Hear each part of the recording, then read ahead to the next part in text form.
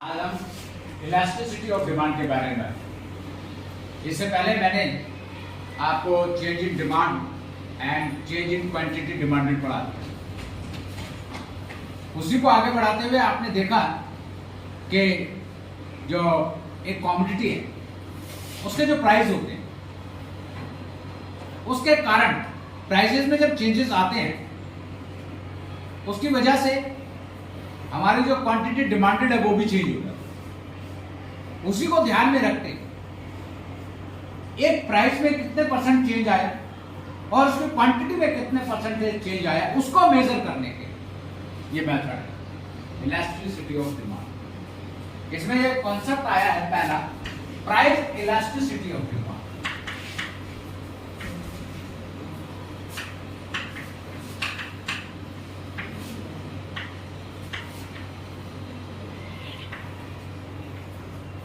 जैसे कि आप देख रहे हैं price elasticity of demand. Elasticity का मतलब मैंने आपको पहले भी बताया था, इलास्टिसिटी का मतलब है जिसमें लचीलापन।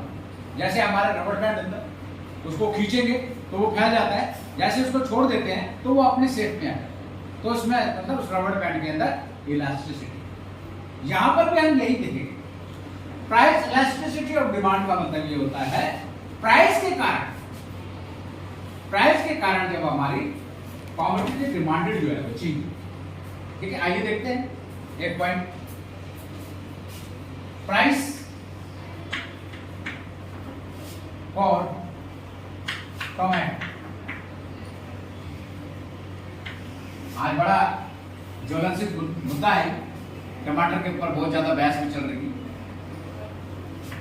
आइए प्राइस 20 रुपीज पर केजी। एक परिवार वीक के अंदर मान लीजिए 3 केजी डिमांड कर, एक हफ्ते 1 वीक में जब प्राइस 20 रुपीज पर केजी है तो एक जो परिवार है वो 30 केजी टमाटर की डिमांड करता है, टमाटर की डिमांड करता है। आज की अगर हम बात करें तो ये मान लीजिए अगर 240 रुपीज पर केजी हो गया तो एक परिवार जो कि पहले 3 केजी मांग रहा वही परिवार और ये पर्टिकुलर प्राइस फॉर टमाटो अब इसको ये जो है 250 ग्राम मांग रहे हैं। अब आप यहां पे देख रहे होंगे प्राइस में बहुत ज्यादा चेंजेस आए, उसकी वजह से डिमांड भी ज्यादा चेंज। इस सारे एग्जांपल में आप देखेंगे जो भी ये चेंजेस आ रहे हैं बिकॉज ऑफ प्राइस। ऐसा नहीं है कि पहले डिमांड चेंज हो रही है फिर प्राइस हो रही है। यहां पे पहले प्राइस और डिमांड है, प्राइस की वजह से जो है डिमांड इतनी रिड्यूस हो। हमारे परिवार में ऐसे ही होता है। ठीक है, तो यहां पर जो चीजें आ रही हैं वो प्राइस की वजह से हो रही है, इसीलिए इसे प्राइस इलास्टिसिटी ऑफ डिमांड कहते हैं। इसको मेजर करने का तरीका है, ये एग्जांपल समझ में आ गया। अब मेजर करने का तरीका देखिए आप, परसेंटेज मेथड इसे कहते हैं। How to measure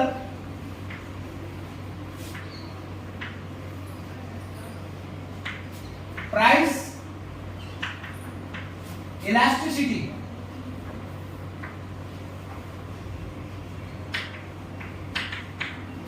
of demand, यानी मांग की लोच। ठीक है, मांग के लोच का मतलब है elasticity of demand. Price elasticity of demand यानी कीमतों की वजह से वस्तु की मांग में जितना परिवर्तन आता है उसको मेजर करने के लिए मेथड है परसेंटेज में।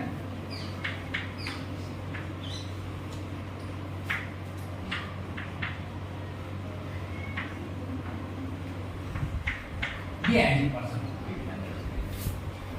ठीक है, अब ये परसेंटेज मेथड क्या होता है आइए देखते हैं इसको। यहां पर क्या होता है कि due to change in price, यानी प्राइस में जो चेंजेस आ रहे हैं और डिमांड में कितने चेंजेस आ रहे हैं उसको परसेंटेज में मेथड मेजर करेंगे।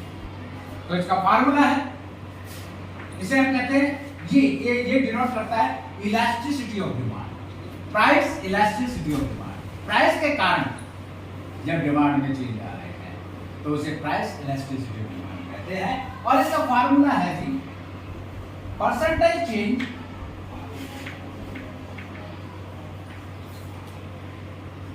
In demand,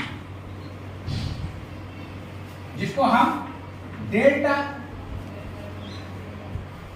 percentage change in demand यानी Q for quantity demand, percentage change in quantity लिख देते हैं, क्वांटिटी डिमांडेड, ठीक है। और इसको हमने फिर लिख दिया ऐसे क्यू फॉर क्वांटिटी डिमांडेड, और ये जो डेल्टा है ये चेंज के लिए, क्लियर है। आइए या तो समझ में आ गया ऊपर वाला, फिर नीचे भी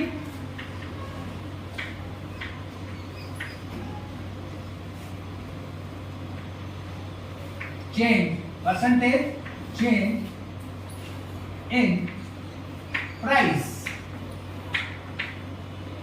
percentage change in price, percentage change in quantity demanded. यहां पर क्वांटिटी में जितना चेंज आया परसेंटेज, और यहां पर प्राइस में जितना चेंज आया, ठीक है। अब आप इसको ऐसे लिख लेंगे, इस तरह से ये फार्मूला है,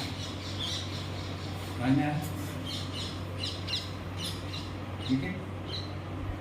आगे अगर ये सारी चीजें समझ में आ रही है तो इसको हम शॉर्ट में भी लिखते हैं। शॉर्ट में कैसे लिखते हैं, इसका मीनिंग क्या होता है देखिए, इसको हम कैसे लिखेंगे, change in quantity upon Q, या इसको दूसरे तरीके से मैं डायरेक्ट लिख देता हूं। इसका दूसरा फार्मूला क्या है, elasticity of demand, change in quantity change in price and P upon Q, ये है ये चेंज इन क्वांटिटी डिमांड। समझ में आ रहा है, कोई दिक्कत? अब इसको कैलकुलेट करने के तरीके भी मैं आपको समझा देता हूं, ठीक है। इसमें जो भी मैंने चीजें आपको बताई हैं उसको आपने अच्छी तरह से ध्यान रखना है।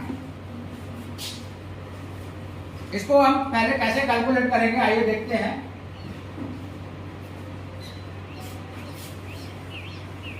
ये जब आप कैलकुलेट करेंगे तो आपका जो आंसर है कई बार माइनस में आएगा, माइनस को आपने इग्नोर करना है, ठीक है। अब आइए पहले ये देखते हैं ये कैसे होता है जी, change in quantity and upon Q और मल्टीप्लाई बाय 100। ध्यान दीजिए, इसको दिखा रहा हूं। अब इसका मतलब क्या है जी, इसका मतलब है Q1 और Q अपॉन Q और मल्टीप्लाई बाय 100। अब ये Q1 का मतलब क्या है, ये भी मैं समझा। न्यू क्वांटिटी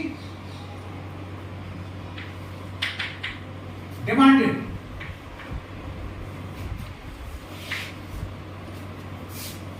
ठीक है, ये Q1 का मतलब, और ये Q initial quantity demanded, quantity demanded. Initial का मतलब शुरू में, जैसे मेरे एग्जांपल में जब प्राइस 20 रुपए थे तो 3 kg डिमांड था, तो 3 kg जो है ना वो हो गया यहाँ पे इनिशियल क्वांटिटी डिमांड, ठीक है। इनिशियल क्वांटिटी डिमांडेड, ये पूरा लिख देता हूं।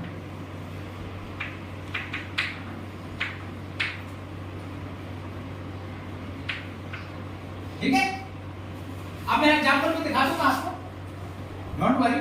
अभी हमारा एग्जांपल में क्या था, पहले जो हमने अभी टमाटर की बात की थी, प्राइस कितने थे 20 रुपीज, क्वांटिटी कितने थी 3 kg थी ना। तो अगर मैं यहाँ पे बात करूं तो 3 kg आ जाएगी, 3 kg हो जाएगी यहाँ पे, और कितने हो गए थे? 240 हो गए थे।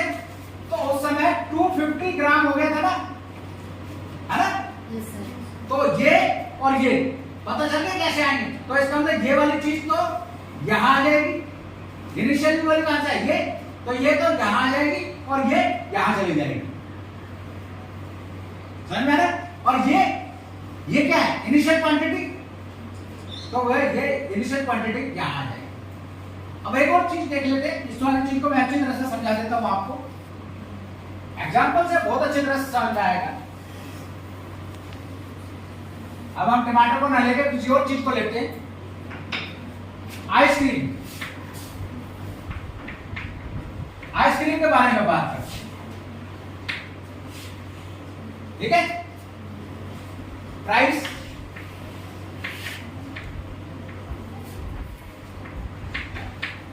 और क्वांटिटी।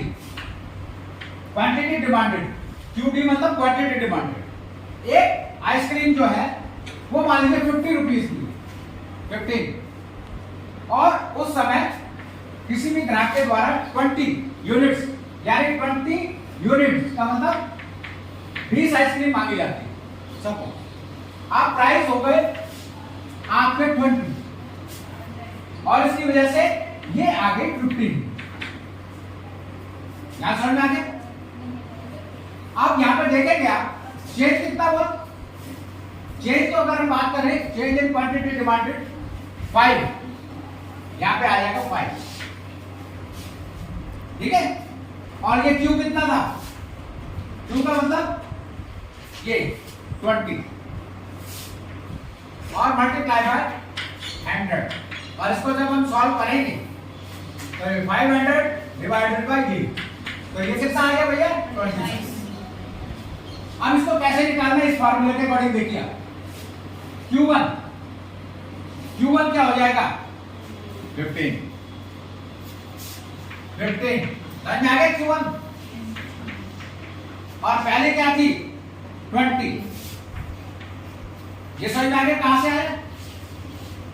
और अपॉन, थोड़ा सा मैं इधर कर देता हूं, 15 20 माइनस 20, ऐसे ही होगा नहीं होगा? ठीक है, मैं वहीं पहुंच गया, वहीं पहुंच गया। तो इस तरह से ये कैसे आया, ये 25 कैसे आएगा ये पता है। और ये परसेंटेज में डिनोट करना बेटे, ये समझ में आ गया? तो ये सारी चीजें समझ में आ गई। Q1 क्या मतलब क्या है, Q क्या है, ये कहां से आएंगे, ये सारी चीजें मैंने रख दी, ये समझ में आ गया। इसी तरह से तो आपको ये समझ में आ गया। अब दूसरा इसी तरह फार्मूला है जो नीचे लिखना है, इसके नीचे दूसरा फार्मूला है,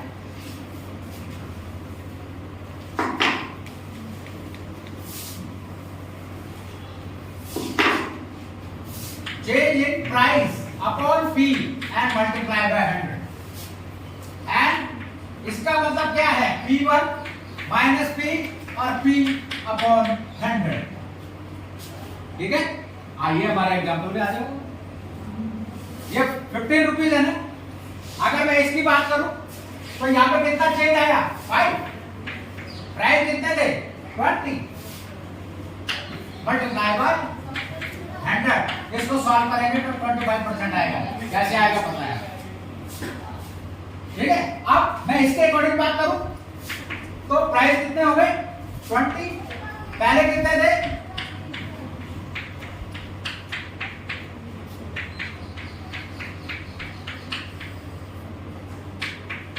यही आएगा क्या? नहीं,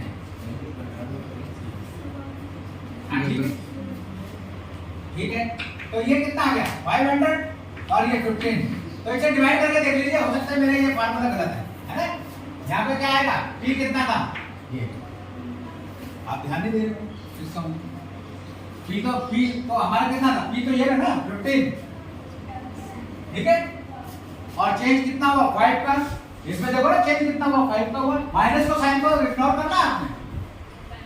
अगर मैं यहाँ बात करूं तो आप देख लेंगे कैसे कैसे आ रहा है।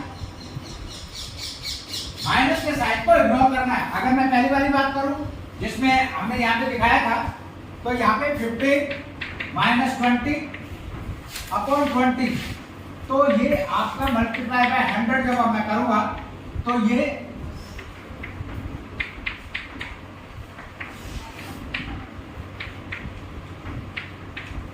-25 आएगा और इसको इग्नोर करना है माइनस को, ठीक है ना, -25 आना चाहिए, तो इधर के इग्नोर करना है, हमें सिर्फ ये याद रखना है कि 25% जो डिमांड है 25% गिर गई। और यहां पर आप देखेंगे, इसको सॉल्व कर लीजिए, ठीक है, इसको सॉल्व करेंगे तो आपका जो भी फार्मूला आ जाएगा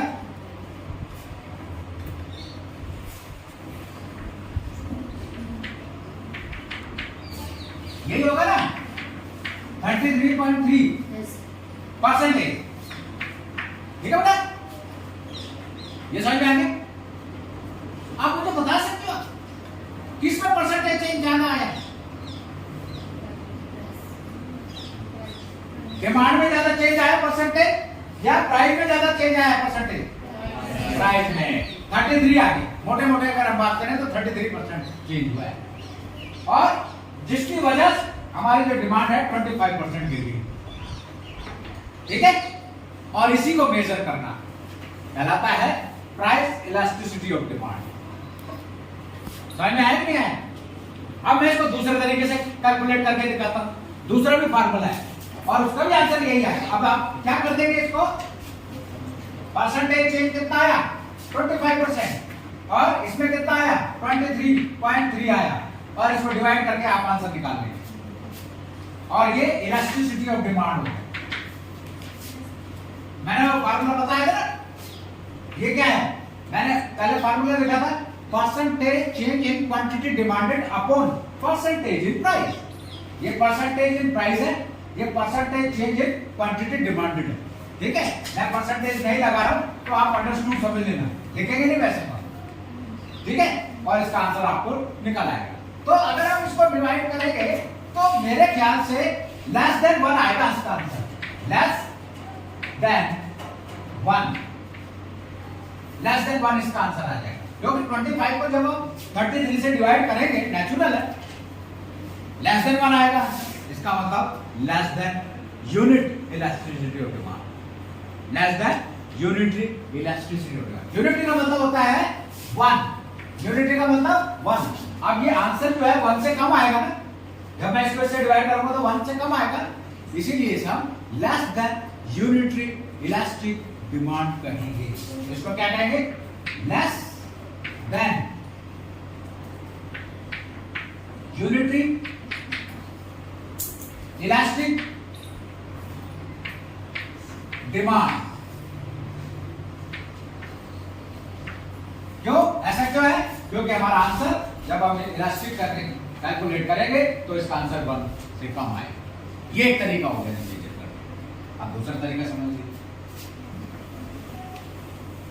दूसरा पैटर्न समझ लीजिए, elasticity of demand, change in quantity, change in price and P upon Q. आइए देखते हैं चेंज इन क्वांटिटी कितना है बेटा। मैं इसको अगर 15 डिवाइडेड 20 करूंगा तो -5 आएगा ना, आप लिख लीजिए -5। और इसमें क्या होगा, इसमें से इसको माइनस करूंगा तो ये प्लस में आएंगे, ठीक है, क्लियर है ना। और पी क्यू, पी का मतलब क्या है, शुरू के प्राइस, शुरू के प्राइस कितने थे 15, ठीक है, और श्री की क्वांटिटी कितनी थी 20। सारी चीजें समझ में आ गई, कौन कौन सी कहां से आई है, ये कहां से आया है 15 माइनस 20, तो ये आ गया आपका 5 में आएगा ना, भाई 15 में से -20 करेंगे तो 5 आएगा। और ये कहां से आया 20 माइनस 15, ये 5 यहां से आया, ठीक है। और ये कहां से आया, सारी समझ में आ गई, ये इनिशियल प्राइस यानी शुरू के प्राइस, और ये शुरू की क्वांटिटी जो डिमांड होती थी प्राइस, ठीक है। अब इसको हम कर देंगे सॉल्व। अगर मैं इसको सॉल्व कर दूं तो ये तो -1 ही रहेंगे, ठीक है, और ये यू हो जाएगा, सॉरी अब ये आएगा ये तो देखिए माइनस में है ना, तो माइनस का साइन इग्नोर करना है, तो 3.4 आ जाएगा। 3.4 आएगा कि नहीं आएगा, या कुछ मैं गलत कर रहा हूं? ठीक है, तो इस तरह से आप यहां पर भी जो आंसर निकालेंगे वो भी लेस देन बनाएंगे। अगर मैं इसके कैलकुलेट करूं तो मेरे ख्याल से ये आएगा 0.75, है ना, तो ये भी तो लेस देन 5 है। तो इस तरह से प्राइस इलास्टिसिटी डिमांड हमने कैलकुलेट करना सीख लिया है, और इसमें सारा प्राइस की वजह से होगा। ये क्वेश्चन, तो ये फार्मूला समझ में आ गया, और ये वैल्यू कैसे पुट करते हैं ये समझ में आ गया, और माइनस के रोल को इग्नोर करना है, मैंने पहले भी बता दिया। और अगर हम माइनस को भी चलते रहें तो हमारा ये डिस्कस निकलता है कि जो हमारे जो क्वांटिटी चेंज इन डिमांड है उसमें परसेंटेज चेंज कम हुआ है, और जो प्राइस में परसेंटेज चेंज है वो ज्यादा है। समझ में आ रहा है? यहाँ पर इसमें कम हुआ है चेंज, और यहाँ पर ज्यादा हुआ है चेंज, इसकी वजह से ये हमारा आंसर लेस देन बना है। क्लियर है?